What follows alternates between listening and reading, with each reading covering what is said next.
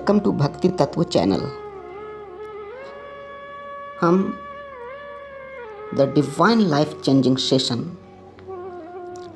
Introduction 4 यहाँ से continue करेंगे। पिछले introduction first, second and third में हमने मनुष्य के विशेष गुणों के बारे में जानने की कोशिश की। अब यहाँ से भगवती तत्व और श्रीमद् भागवत गीता के विशेष गुणों को जानेंगे। वांछा कल्पतरुभ्यश्च कृपा सिंधु एव च पतितानां पावनेभ्यो वैष्णवेभ्यो नमो नमः। ओम ज्ञानं तिमिरन्धस्य ज्ञानाञ्जनशलाकया चक्षुरुन्मीलितं येन तस्मै श्री गुरुवे नमः। Shrimad Bhagavad Gita the life changing session यहाँ से कंटिन्यू। श्रीमद् भागवत गीता एक भगवतीय वाणी है। एक कृष्ण और अर्जुन के बीच ऐसा संवाद है जो मानव समाज के लिए एक मंत्र, एक आराधना की चाबी बन गई है। भगवत गीता एक भगवतीय दिव्य प्रकाश है जो इस संसार को पिछले 5000 वर्षों से प्रकाशित करते आ रही है। अगर मनुष्य समाज इस दिव्य ग्रंथ को अपने जीवन में शामिल कर ले तो उसे अति सरलता से चारों पुरुषार्थ अर्थ, धर्म, काम, मोक्ष की प्राप्ति हो जाएगी। यहाँ तक कि मनुष्य पंचम पुरुषार्थ जो स्वयं भगवत भक्ति है, मनुष्य भक्ति तत्वों को प्राप्त करने के लायक हो जाएगा और भक्ति तत्व को अति सरलता और सुगमता से वो प्राप्त कर लेगा। श्रीमद् भागवत गीता में भगवान ने ज्ञान के सारे अप्रकट रहस्य को प्रकट कर दिया है। भगवत गीता में मुख्य रूप से आत्मा, कर्म, धर्म और योग के बारे में चर्चा की गई है। भगवत गीता में सुख और दुख के बारे में भी विशेष चर्चा हुई है। इसीलिए भगवत गीता के प्रत्येक श्लोक मनुष्य के लिए एक बीज मंत्र है। ये मनुष्य के जीवन में एक नई क्रांति, एक नई परिवर्तन, एक ऐसा परिवर्तन जो उसके जीवन को सार्थक पूर्ण करने के लिए पर्याप्त है। भगवत गीता में भगवान श्री कृष्ण ये बिल्कुल स्पष्ट कर दिए हैं कि जो धर्म के मार्ग पर चलता है उसका कल्याण करने या फिर कह सकते हैं कि उसके धर्म की रक्षा करने के लिए स्वयं भगवान कदम कदम पे उसके साथ रहते हैं।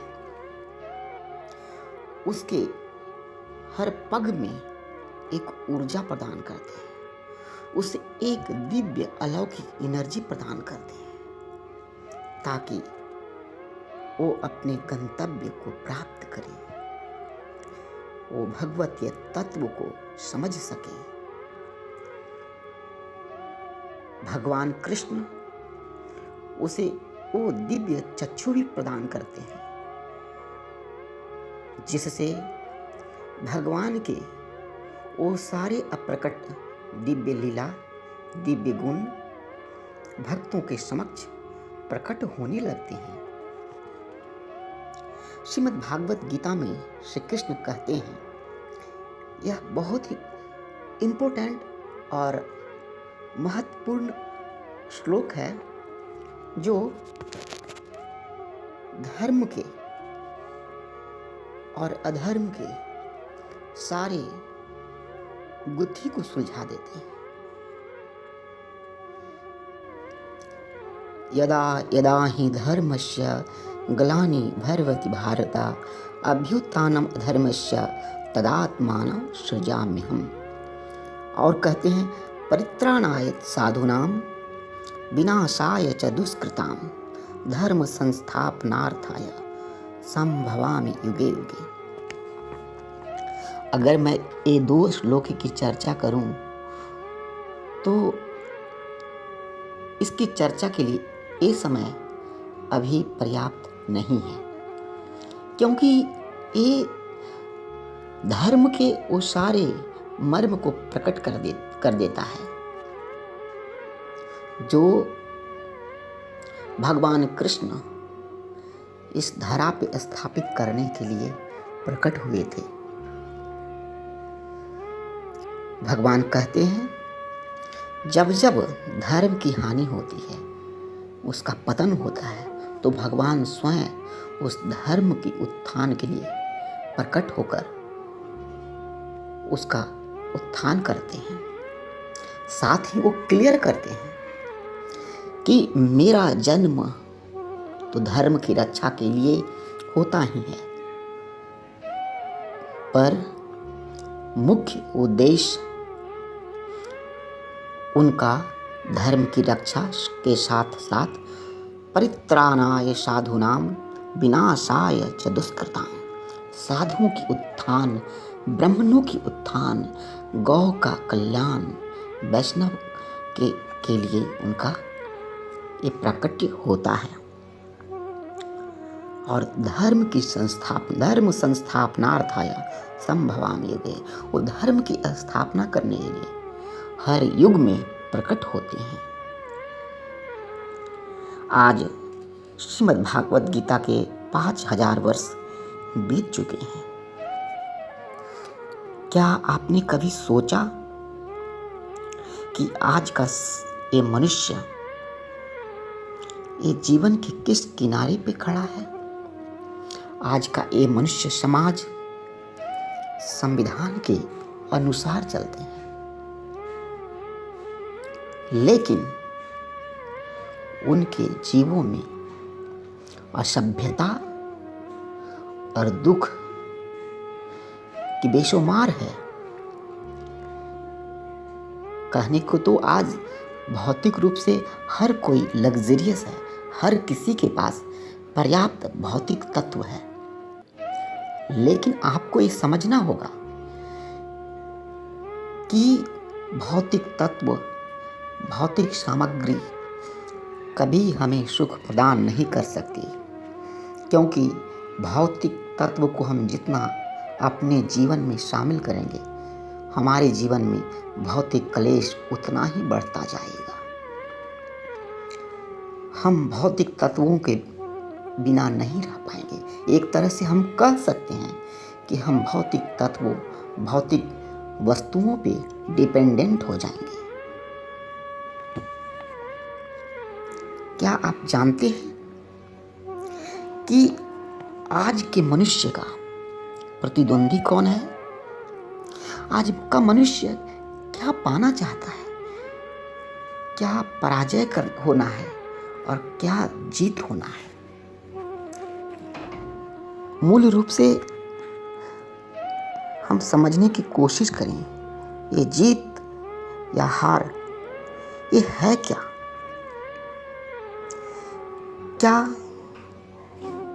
भौतिक तत्वों को, भौतिक वस्तुओं को प्राप्त कर लेना, क्या यही जीत है? मनुष्य जीवन की यही सार्थकता है? नहीं, बिल्कुल नहीं।